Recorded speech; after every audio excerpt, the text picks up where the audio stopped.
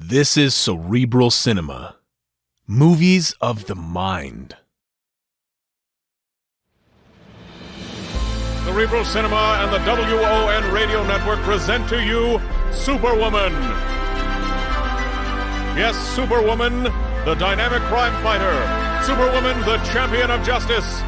Superwoman, who in truth is mild-mannered Chicago news reporter Emily Nesbacher.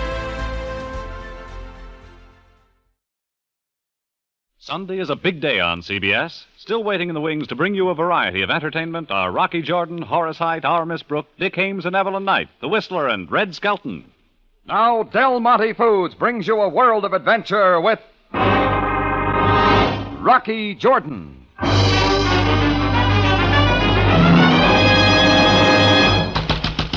Go around the front way, will you? The tambourine's open. The front door, I said. Rocky, let me in. All right, just cut out the pounding. Scrappy Sims. Rocky, help me. What's the matter with you? Can't I? Here, over on this couch. Now, easy does it. Oh, thanks, Rocky. Yeah, bullet wound. That what it is? Yeah. I'll get help. Just give me that package. Oh, no, Rocky. Oh, easy, fella. You're all right here. No, the Beetle. The what? Tell me, Scrappy, what are you trying to say? Nobody gets the white Beetle.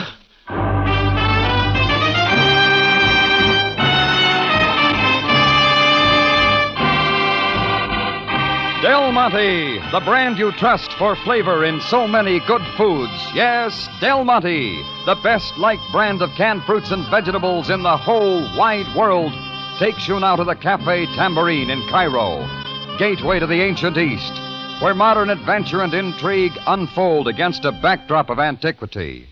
Tonight's Rocky Jordan story, The White Beetle.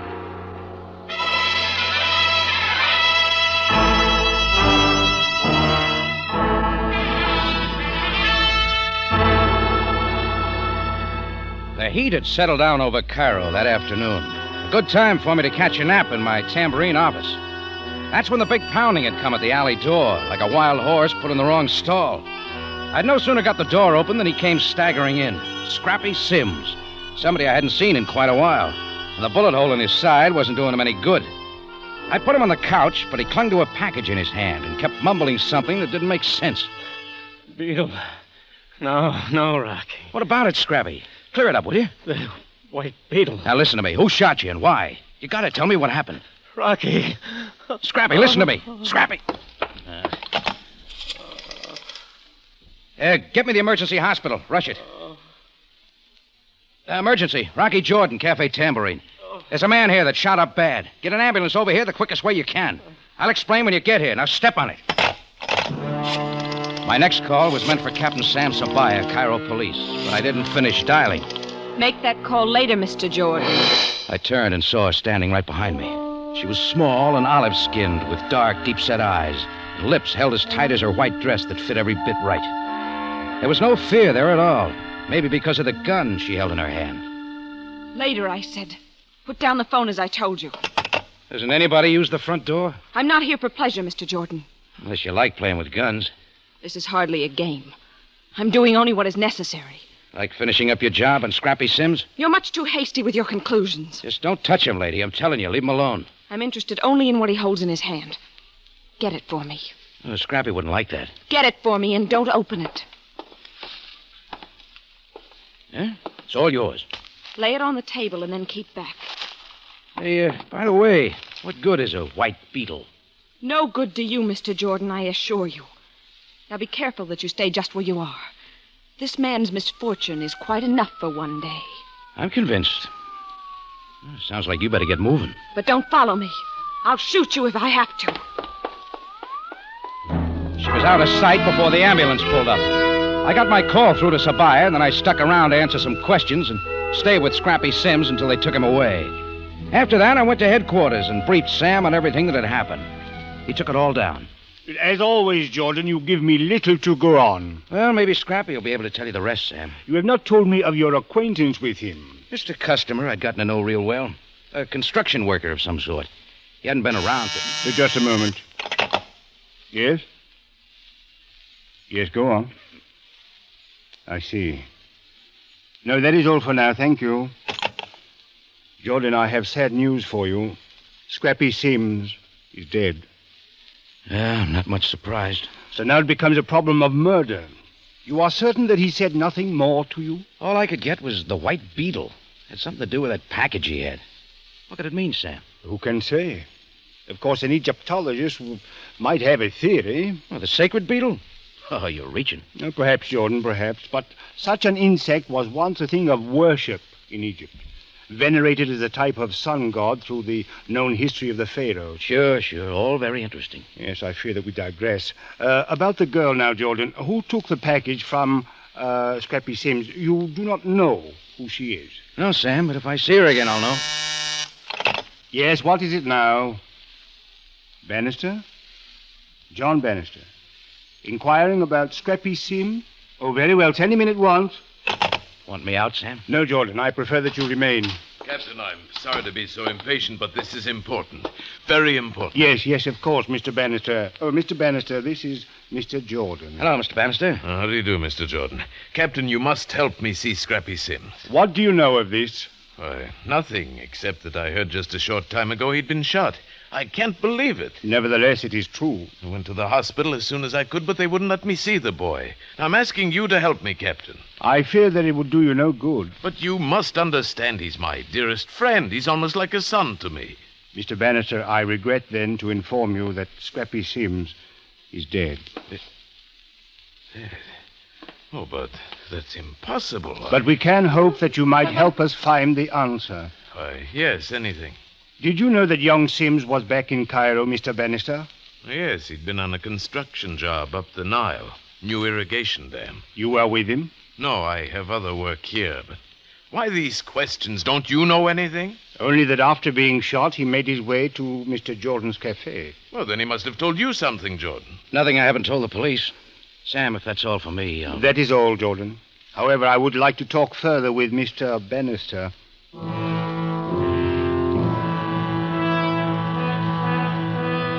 Well, Sam was carrying the ball, so I went back to my own problems at the tambourine. Only the memory of Scrappy Sims stayed with me. I had a strong feeling a lot more was to come. And it happened that way when a stocky man with close-clipped hair and his young shadow invited themselves into my office without the formalities. Mr. Jordan, I am Dr. Eric Kleberg. This is my dutiful son, Hans. All right, Kleberg and son, what do you want? We want to know where it is. Well, what is? We must be more specific, Hans. The scarab, Mr. Jordan. Scarab? Oh, sure, the white beetle. The same. And you do know. Scrappy Sims brought it here, and it was not seen again. Do we get it, Mr. Jordan? Maybe. Just tell me why you should have it. Man likes to know those things. A fair bargain. Very well, I will tell you. We are wasting our time, Father. Patience, Hans. Look, if you two'd like to argue this outside... Mr. Jordan, a short time ago, while working in an excavation on an irrigation project up the Nile, Scrappy Sims uncovered this scarab of the white beetle. Because of its size and remarkable preservation, he realized its value and brought it into Cairo, seeking a buyer.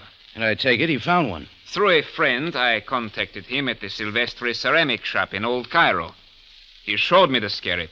I, too, realized its value.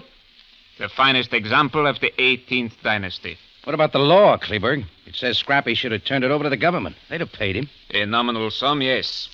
But he wanted more, and I was willing to pay it. You know, they call that black market. Regardless of that, I advanced him 2,000 pounds. And now the scarab, please. There's just one little hitch, Kleberg. I haven't got it. Then where is it? I wouldn't know. Mr. Jordan, you might as well know that my son and I are fully armed. Oh, yes, the guns show through your coats. So maybe you put the bullets in Scrappy Sims, huh? I told you that talking was a waste of time, Father. A man must listen to his son. We will find it then. And quickly, Hans. Yes, sir.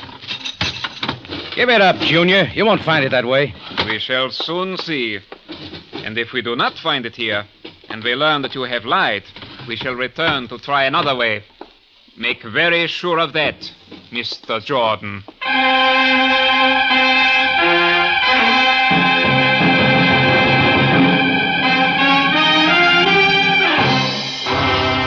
Del Monte Foods is presenting tonight's adventure with Rocky Jordan.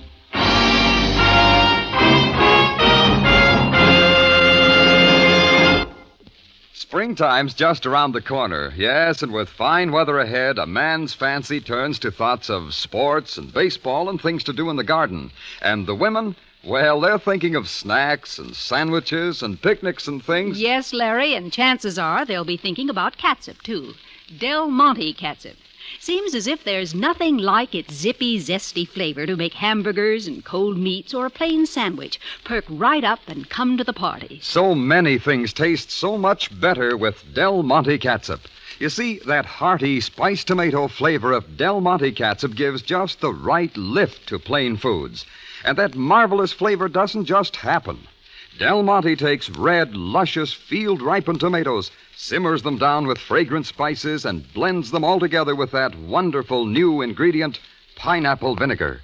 No other vinegar coaxes out all the very best tomato flavor the way pineapple vinegar does. And Del Monte catsup is the only catsup made with pineapple vinegar. Larry, every homemaker wants to know about price, too. So be sure to say that for all its goodness, Del Monte catsup actually costs less than many other quality brands. So, catsup fans, get set for good eating. Enjoy Del Monte catsup soon.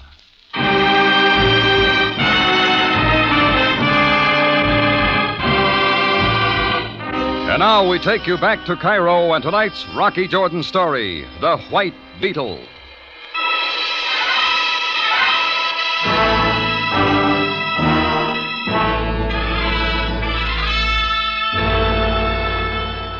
Well, Dr. Eric Kleberg and his dutiful son kept it up till they'd made my office look like a bargain basement after a dollar sale.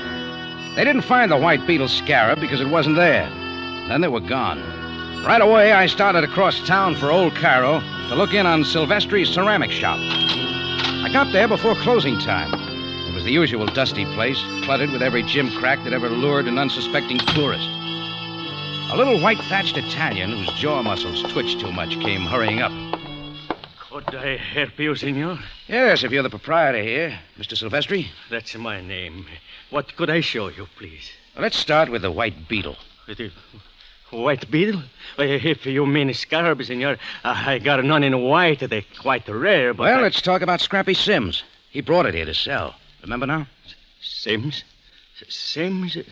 Oh, there's so many counts. Sure. All the best black market trade, huh? Who set up the deal here between Scrappy and Kleberg? Was it you? Senor, who sent you here? Dr. Eric Kleberg? Well, then there must be some mistake. Now, if that is all, senor, I am about to lock up for the night. All right. We'll make it later. I turned to go, figuring to file Silvestri under active. That's when my eyes caught a big mirror on the side wall that reflected through the door to the back room. And the face I saw there sent me running back. No, that way, senor! Senor! It was the face of the girl, the same one who'd come to my cafe that afternoon to take the package from Scrappy Sims. This time, she had no time to do anything. Mr. Jordan, Don't try for the gun this time, lady. Let me go. Stop with this, senor. What is Maria to you? Oh, so Maria's the name, huh? What's the last one, Silvestri? Yes, she's my daughter. Now, what's the meaning of this? It's nothing, Father. Yeah, we'll see what your purse says. Give it to me. Give it back to me. Not Mr. on your Jordan. life. Have a look, Silvestri. A nice, shiny 32. Marie. Father, you don't understand. But Captain Sabaya will understand. He wants very much to see you. Come on. I go with you, Marie. No, please stay here, Father. Yeah, that's right. Stay here, Silvestri. They'll come when they want you.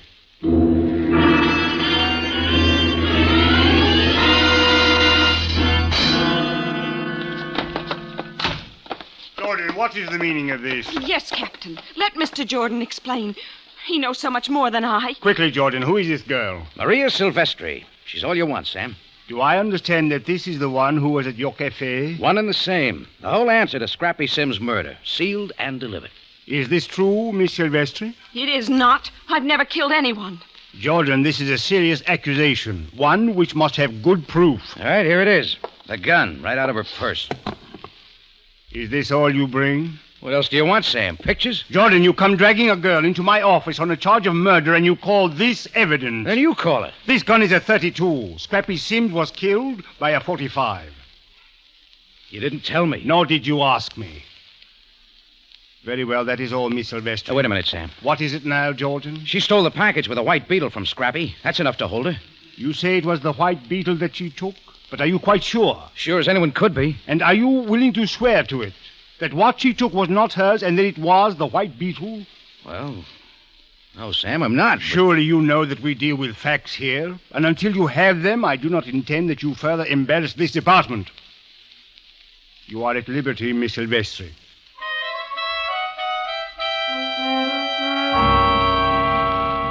I knew my mistake, so I got out in a hurry.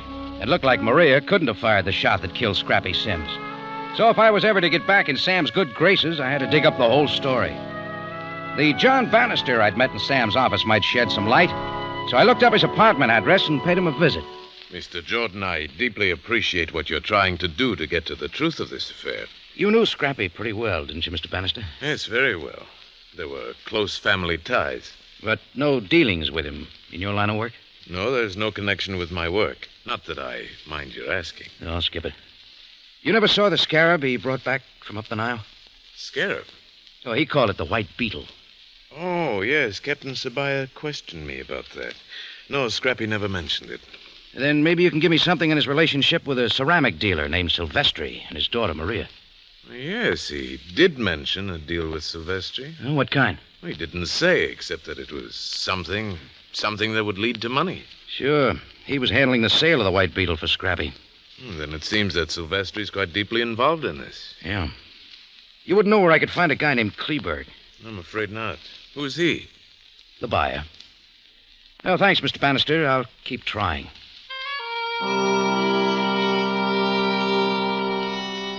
I spent some time looking around for Kleberg without any lead.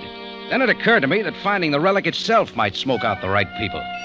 Maria had taken it, and her father's shop would be a good place to hide it. I got there around 10 o'clock. There was a night light in back, and the front door was barred. I tried the lock on the back door, and it was easier. In a couple of minutes, I was inside the back room, about to move on to the front. But what I saw on the floor in the dim light stopped all that. It was Silvestri, his hair not all white now. A .45 revolver was still clutched in his hand. And the bullet hole was in his right temple.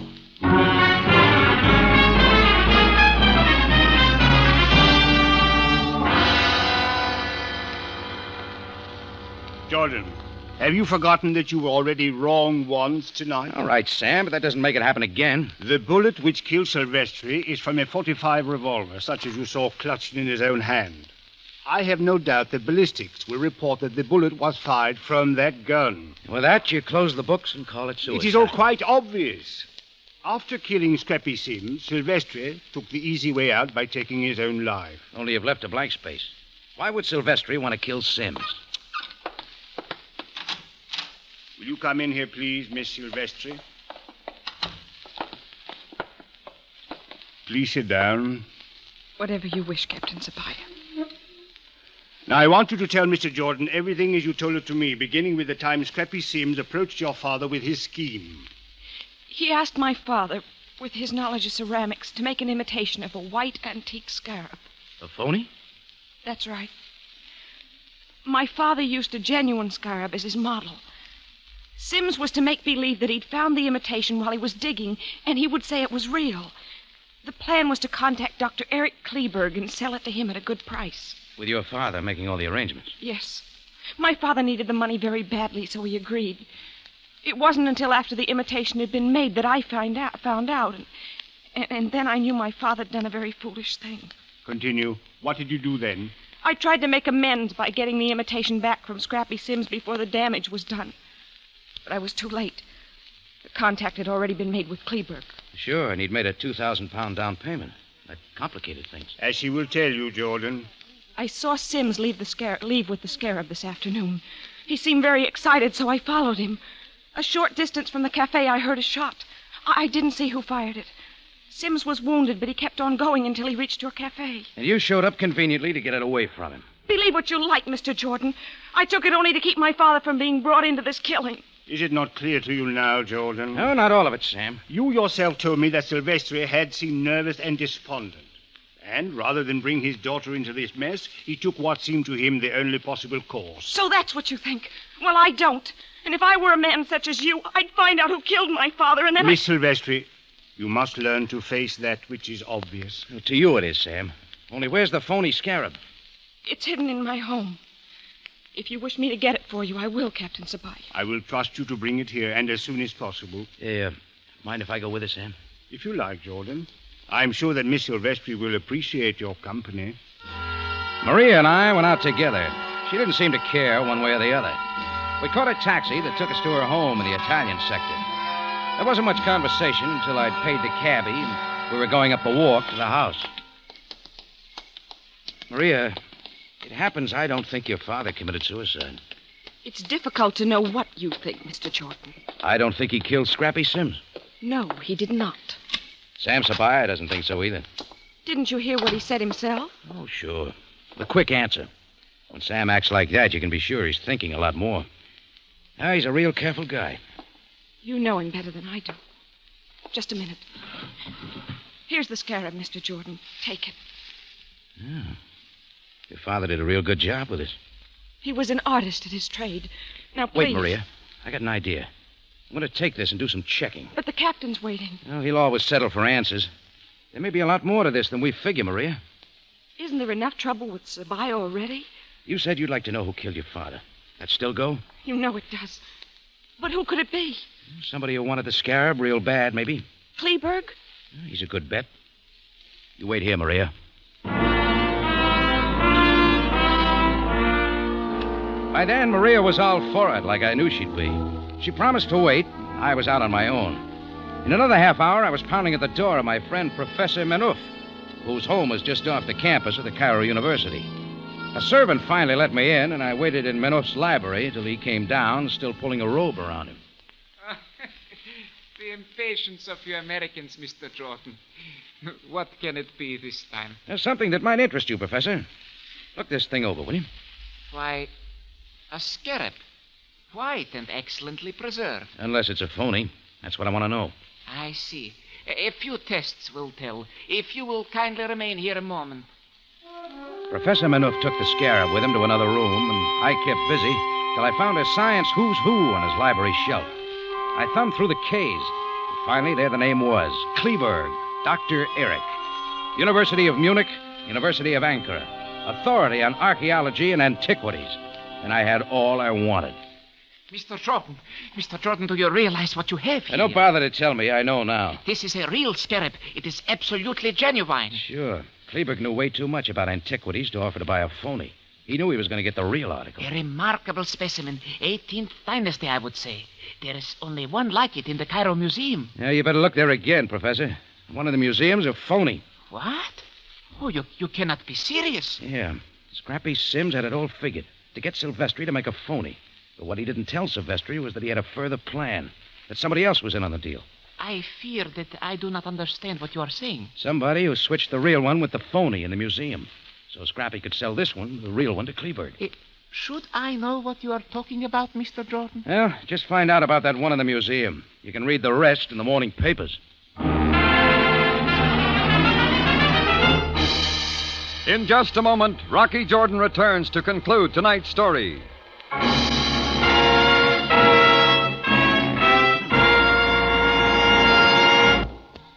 Have you ever been out in the field when the tomatoes are ripening? Ever seen a big red tomato so ripe it fairly begs to be picked?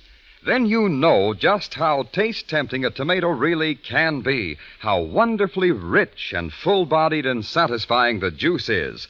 But if you've never had that experience, then the closest thing to it is Del Monte tomato juice. Yes, the real test of a tomato juice is how fresh and natural it tastes. That's why I keep several cans of Del Monte tomato juice on hand at all times. It is so fresh-tasting and natural-tasting. Dad, the children, the whole family enjoy it so much for its refreshing, clean taste. Yes, that's Del Monte tomato juice, all right. Fresh-tasting, natural-tasting, and refreshing. Pressed from the finest vine-ripened tomatoes. Packed fast under the closest quality control. It all means extra enjoyment for you. At breakfast, lunch, or dinner, or any time during the day, you'll find Del Monte tomato juice really hits the spot. Back now to Rocky Jordan for the conclusion of tonight's story.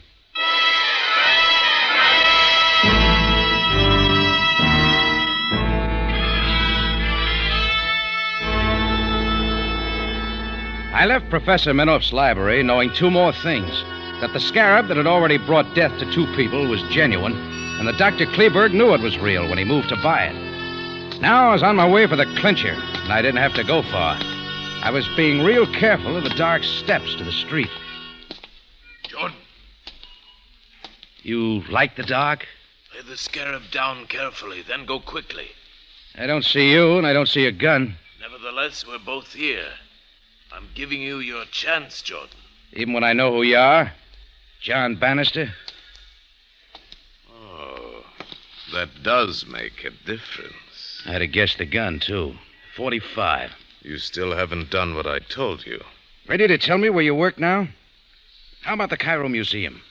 In a trusted position, maybe, where you'll have plenty of chance to switch stuff around. Mr. Jordan, I'd hate for the professor to have to find your body lying on his doorstep. But you didn't hesitate to kill your close friend, Scrappy Sims. Why? Because he found out he was playing with something too hot? Could he have gotten scared and started for the police? What should concern you is that he's dead. Sure. First Sims and then Silvestri. So the truth about the phony white beetle scarab would never be known. I could hardly stop now. Yeah, then you're going to be real busy. Maria knows. So does Professor Minoff. And you, Jordan. So I'll begin at once. The shot had come from the shadow of the wall. The next one was equally wild. As the figure of a small girl, that of Maria Silvestri, darted away down the street, Bannister swung around, taking careful aim. I took it from there. I came down on his hand, and a heavy gun clattered to the steps. He made a dive for it, but I kicked it away. I waited for his next move, but he just stood there as the Cairo police came in from all directions.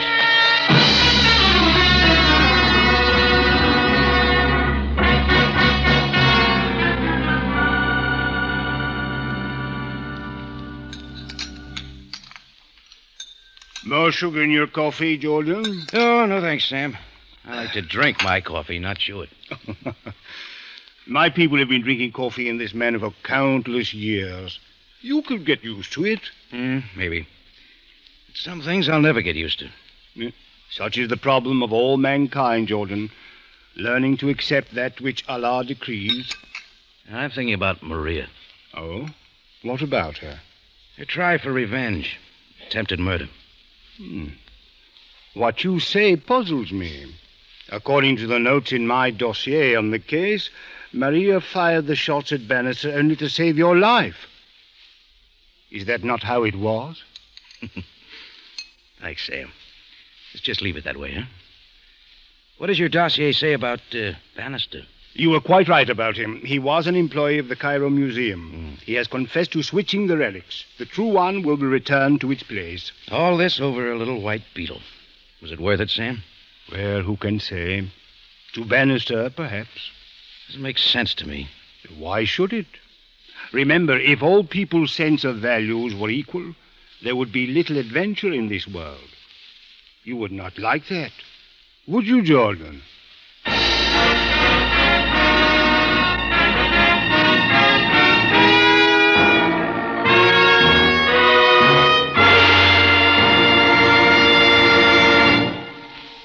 For the finest in tomato flavor, enjoy the whole family of Del Monte tomato products. Del Monte catsup and chili sauce. Del Monte tomato sauce and tomato juice. And Del Monte whole peeled tomatoes. Remember, buy wisely.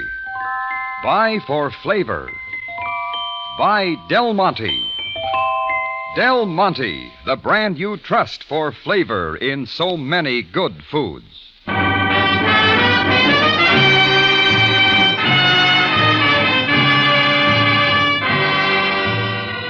Rocky Jordan, written by Larry Roman and Gomer Cool, stars Jack Moyles in the title role with Jane Avello as Sam Sabaya, and is produced and directed by Cliff Howell, with original music composed and conducted by Richard Arrunt.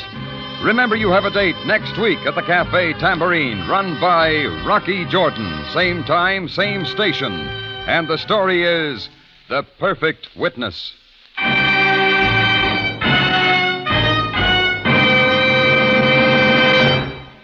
If it's gay summer flavor you want in a quick dessert or salad, serve Del Monte Fruit Cocktail. It's ready cut and ready mixed, a real flavor treat. So good looking. Ask for Del Monte Fruit Cocktail. Larry Thor speaking. Rocky Jordan is presented over CBS, the Columbia Broadcasting System.